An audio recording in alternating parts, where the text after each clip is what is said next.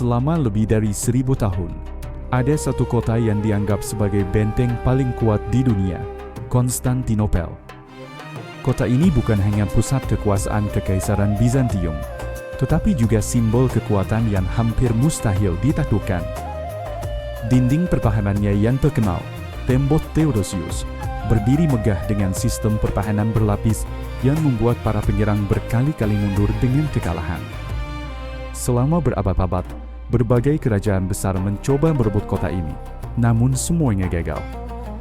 Bagi banyak orang pada masa itu, Konstantinopel tampak seperti kota yang tidak akan pernah jatuh. Namun, jauh sebelum semua upaya itu, sebuah nubuat telah beredar di dunia Islam. Sebuah perkataan dari Nabi Muhammad yang menyebutkan bahwa suatu hari, Konstantinopel akan ditaklukkan oleh seorang pemimpin terbaik dengan pasukan terbaik. Berabad-abad kemudian, nubuat itu akhirnya mendekati kenyataan. Seorang pemuda berusia hanya 21 tahun muncul dari Kekaisaran Ottoman dengan satu ambisi besar yang akan mengubah sejarah dunia selamanya. Selamat datang di Riwayat Mulia. Pada video kali ini, kita akan menelusuri jejak sang penakluk Konstantinopel, Mehmed II, dan rahasia di balik keberhasilan yang mengubah arah sejarah dunia.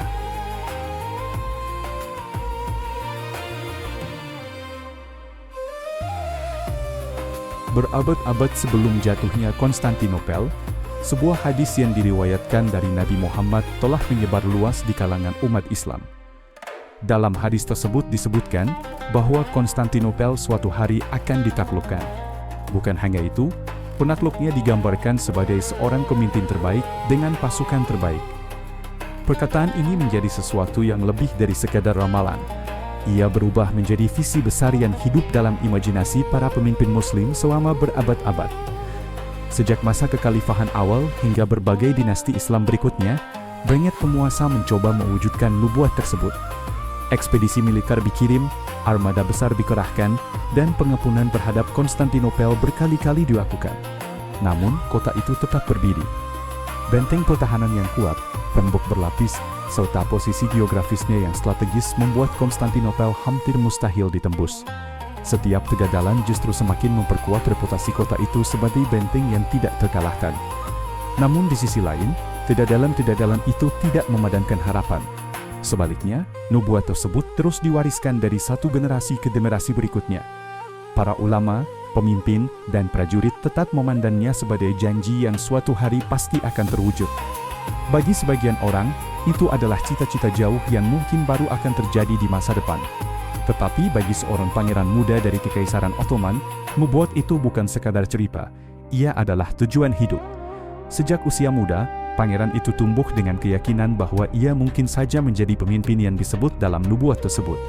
Keyakinan ini perlahan membentuk cara berpikirnya, ambisinya, dan visinya terhadap masa depan. Pangeran muda itu adalah Mehmed II, seseorang yang kelak dikenal dunia sebagai Muhammad Al-Fatih, sang penakluk Konstantinopel.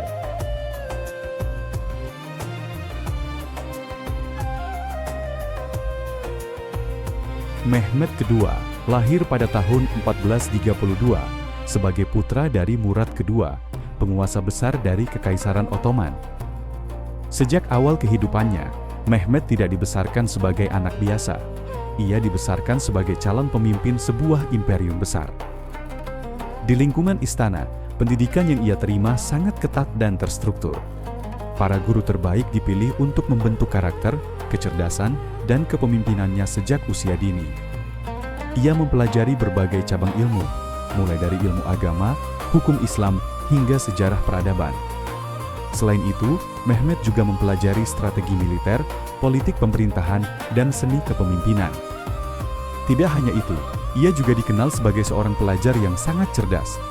Mehmed mempelajari beberapa bahasa asing, termasuk bahasa Yunani, Latin, Arab, dan Persia.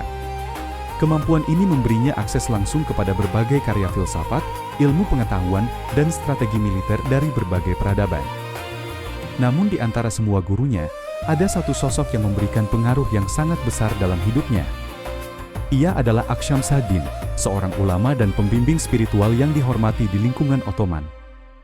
Aksyamsaddin tidak hanya mengajarkan ilmu pengetahuan, tetapi juga menanamkan keyakinan yang kuat dalam diri Mehmed. Ia sering mengingatkan sang pangeran tentang hadis yang menyebutkan bahwa Konstantinopel suatu hari akan ditaklukkan oleh pemimpin terbaik dengan pasukan terbaik. Bagi banyak orang, hadis itu hanyalah sebuah harapan besar. Namun bagi Mehmed muda, kata-kata itu mulai berubah menjadi sesuatu yang sangat pribadi. Perlahan sebuah keyakinan tumbuh dalam dirinya. Mungkin saja dialah pemimpin yang dimaksud dalam nubuat itu. Sejak masa remajanya, Mehmed tidak lagi sekadar belajar untuk menjadi seorang sultan. Ia belajar untuk menaklukkan sebuah kota yang selama lebih dari 1000 tahun dianggap tidak bisa ditaklukkan.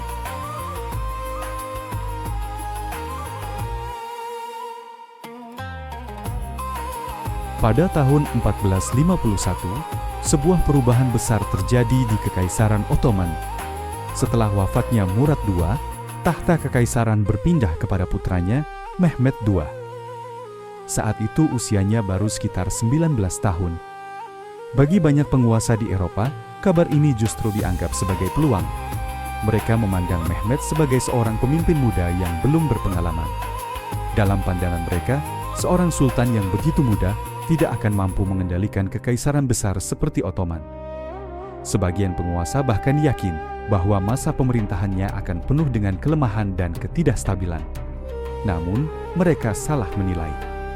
Di balik usia mudanya, Mehmed adalah seorang pemimpin yang telah dipersiapkan sejak kecil untuk menghadapi tanggung jawab besar. Ia tidak hanya memiliki pendidikan yang luas, tetapi juga memiliki visi yang sangat jelas tentang masa depan kekaisarannya. Dan di antara semua rencana besarnya, ada satu tujuan yang berada di atas segalanya: Konstantinopel. Kota legendaris yang selama berabad-abad menjadi penghalang antara dunia timur dan barat itu, kini menjadi fokus utama Mehmed. Ia menyadari bahwa selama kota itu masih berdiri di tangan Bizantium, kekuatan Ottoman di wilayah tersebut tidak akan pernah benar-benar utuh. Namun, Mehmed juga tahu bahwa menaklukkan Konstantinopel bukanlah tugas yang mudah. Selama lebih dari 1000 tahun, kota itu telah bertahan dari berbagai pengepungan oleh kerajaan-kerajaan besar. Karena itu, Mehmed tidak bertindak tergesa-gesa. Sebaliknya, ia mulai merancang salah satu operasi militer paling ambisius dalam sejarah. Sebuah rencana besar yang pada akhirnya akan menentukan nasib Konstantinopel dan mengubah arah sejarah dunia.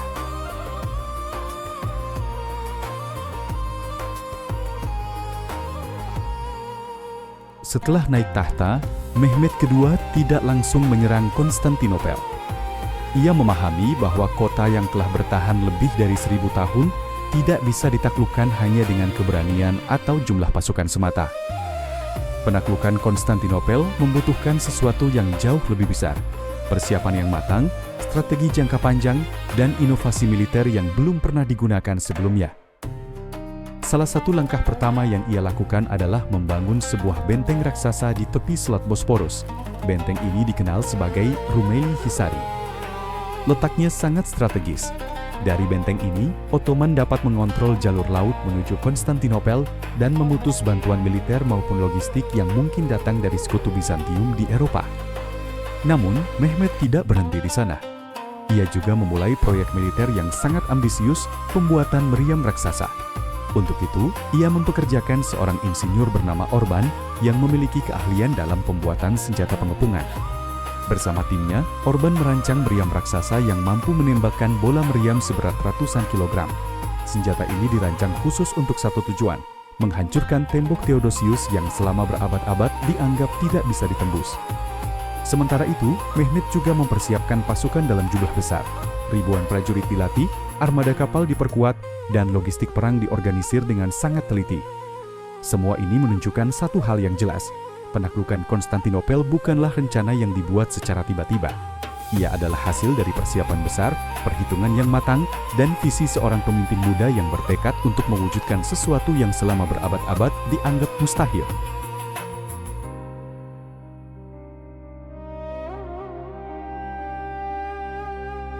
Pada tahun 1453, pengepungan besar terhadap Konstantinopel akhirnya dimulai. Pasukan dari Kekaisaran Ottoman yang dipimpin oleh Mehmed II mengepung kota itu dari berbagai arah. Di darat, pasukan Ottoman terus menekan pertahanan kota dengan serangan dan tembakan meriam yang mengguncang tembok Theodosius. Sementara itu di laut, armada Ottoman mencoba menguasai jalur perairan di sekitar kota. Namun Bizantium telah mempersiapkan satu penghalang besar. Di pintu masuk Teluk Golden Horn, mereka memasang rantai raksasa yang membentang melintasi perairan. Rantai ini berfungsi untuk menghalangi kapal-kapal Ottoman memasuki teluk dan menyerang dari arah dalam kota. Selama berabad-abad, pertahanan ini terbukti sangat efektif.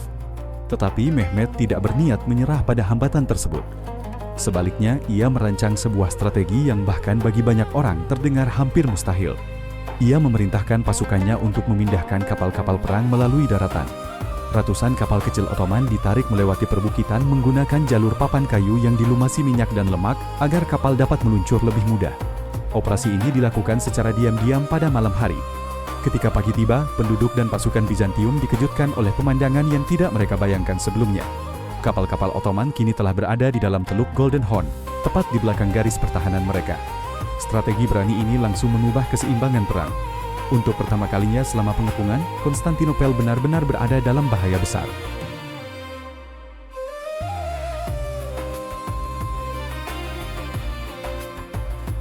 Minggu-minggu pengepungan akhirnya mulai menunjukkan hasil.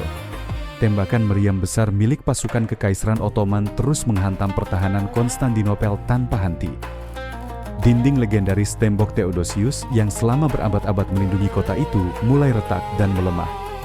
Setiap hari, celah-celah baru terbuka akibat hantaman meriam raksasa yang sebelumnya belum pernah dihadapi oleh Bizantium. Di dalam kota, situasi semakin genting. Persediaan makanan mulai menipis, bantuan dari luar tidak kunjung datang, dan pasukan yang mempertahankan kota harus terus berjaga menghadapi serangan yang tidak berhenti.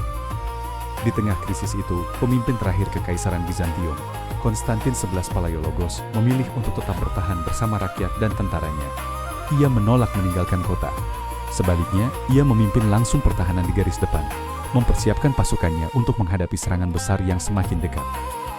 Akhirnya, pada malam menjelang tanggal 29 Mei 1453, Mehmed memerintahkan serangan terakhir. Gelombang demi gelombang pasukan Ottoman maju menuju dinding kota. Pertempuran sengit terjadi di berbagai gerbang dan celah pertahanan yang telah rusak. Teriakan perang, dentuman senjata, dan kekacauan memenuhi medan pertempuran. Pada saat-saat terakhir, pertahanan Bizantium akhirnya runtuh. Pasukan Ottoman berhasil menembus tembok dan memasuki kota. Dalam pertempuran yang kacau di dalam Konstantinopel, Konstantin XI Palaiologos gugur saat memimpin pertahanan terakhirnya. Pada tanggal 29 Mei 1453, setelah lebih dari 1000 tahun berdiri, Konstantinopel akhirnya jatuh. Sebuah peristiwa yang tidak hanya mengakhiri sebuah kekaisaran, tetapi juga mengubah jalannya sejarah dunia.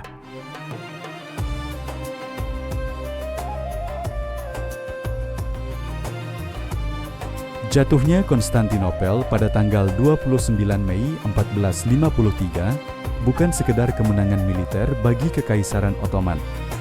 Peristiwa ini menjadi salah satu titik balik paling penting dalam sejarah dunia. Dengan jatuhnya kota tersebut, berakhirlah secara resmi kekuasaan Kekaisaran Bizantium, sebuah imperium yang telah bertahan selama lebih dari 1000 tahun sejak masa Romawi Timur. Selama berabad-abad, Konstantinopel berfungsi sebagai pusat politik, ekonomi, dan budaya yang menghubungkan dunia timur dan barat. Kota ini juga menjadi benteng utama dunia Kristen di kawasan tersebut. Ketika kota itu akhirnya jatuh ke tangan Ottoman, keseimbangan kekuatan di kawasan Eurasia berubah secara dramatis. Di bawah kepemimpinan Mehmed II, Konstantinopel kemudian diubah menjadi ibu kota baru Kekaisaran Ottoman. Kota ini berkembang menjadi pusat perdagangan, budaya, dan pemerintahan yang sangat penting. Seiring waktu, Konstantinopel juga mulai dikenal dengan nama baru, Istanbul. Namun dampaknya tidak berhenti di wilayah Ottoman saja. Banyak sejarawan percaya bahwa jatuhnya Konstantinopel turut mendorong perubahan besar di Eropa. Para sarjana Bizantium yang melarikan diri ke Eropa Barat membawa serta manuskrip-manuskrip Yunani kuno yang kemudian membantu memicu perkembangan intelektual yang dikenal sebagai Renaissance. Selain itu, jatuhnya kota ini juga mendorong bangsa-bangsa Eropa untuk mencari jalur perdagangan baru menuju Asia, sebuah upaya yang pada akhirnya memicu era eksplorasi dunia. Dengan kata lain, penaklukan Konstantinopel bukan hanya mengubah nasib sebuah kota. Ia turut membuka babak baru dalam sejarah peradaban manusia.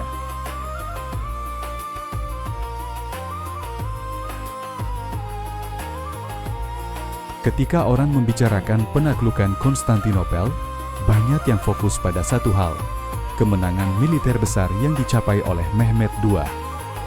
Namun jika ditelusuri lebih dalam, kemenangan ini sebenarnya bukanlah hasil dari satu faktor saja. Ia adalah kombinasi dari berbagai kekuatan yang saling melengkapi. Yang pertama adalah keyakinan dan visi besar. Sejak masa mudanya, Mehmed tumbuh dengan inspirasi dari hadis yang diriwayatkan dari Nabi Muhammad tentang penaklukan Konstantinopel.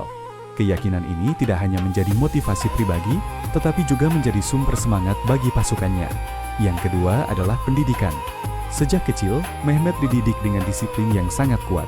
Ia mempelajari ilmu agama, strategi militer, politik, dan berbagai bahasa. Pendidikan ini membentuk cara berpikirnya yang luas dan strategis, memungkinkan dirinya melihat peluang yang tidak dilihat oleh pemimpin lain. Yang ketiga adalah keberanian untuk berinovasi. Dalam pengepungan Konstantinopel, Mehmed tidak hanya mengandalkan metode perang tradisional. Ia menggunakan meriam raksasa untuk menghancurkan pertahanan kota, dan bahkan menjalankan strategi yang belum pernah dilakukan sebelumnya, memindahkan kapal melalui daratan untuk memasuki Teluk Golden Horn. Namun ada satu hal lagi yang sering dilupakan, kepemimpinan. Mehmed mampu menginspirasi pasukannya untuk percaya bahwa sesuatu yang selama berabad-abad dianggap mustahil, sebenarnya bisa dicapai. Inilah yang membuatnya dikenang dalam sejarah sebagai Muhammad Al-Fatih, sang penakluk yang tidak hanya memenangkan sebuah pertempuran, tetapi juga mewujudkan sebuah visi besar yang mengubah dunia.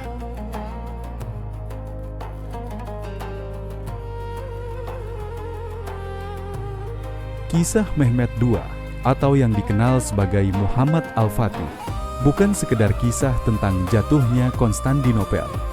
Ia adalah kisah tentang visi besar yang dimulai sejak masa muda, tentang keyakinan yang ditanamkan melalui pendidikan, dan tentang keberanian untuk melakukan sesuatu yang belum pernah dilakukan sebelumnya. Pada usia yang sangat muda, Mehmed menghadapi tantangan yang selama berabad-abad dianggap mustahil. Namun dengan persiapan, strategi, dan kepemimpinan yang kuat, ia berhasil mengubah sejarah dunia. Penaklukan Konstantinopel mengajarkan satu pelajaran penting, bahwa usia muda bukanlah batas untuk mencapai hal-hal besar. Yang menentukan adalah visi, ketekunan, dan keberanian untuk bertindak.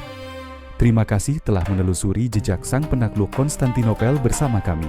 Mari terus menelusuri jejak, karena di balik kisah ada cahaya. Cahaya apa yang Anda dapatkan dari sosok Muhammad Al-Fatih hari ini?